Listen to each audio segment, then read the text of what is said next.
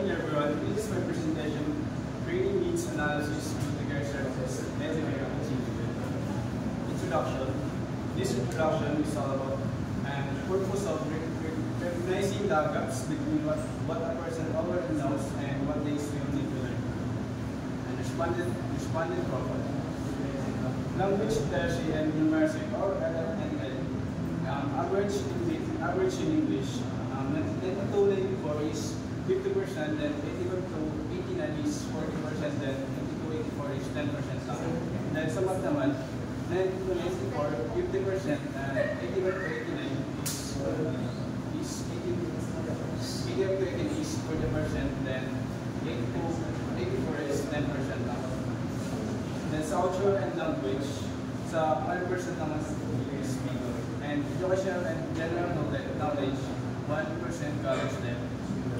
Then sa sex naman, 80% male, mas maraming lalaki, and 20% lang sa babae.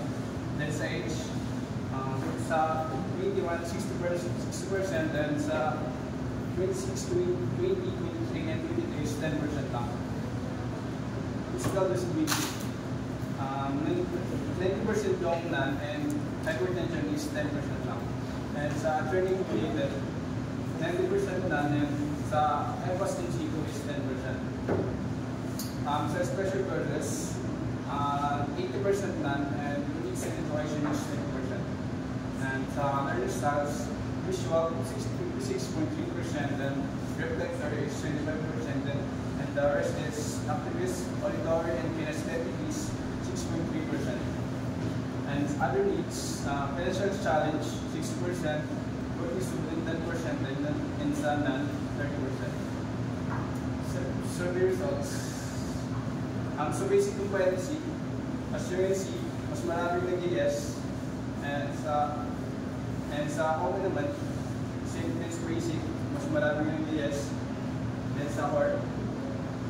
Dito sa core, parang parehas lang sila nag-yes or no. Then sa analysis, this analysis, learners perform well in basic competencies, especially in workplace discrimination safety, with scores mostly 90 to 100%. And sa conclusion, learners have strong foundation in communication and professionalism, but lack of mastery in technical and services.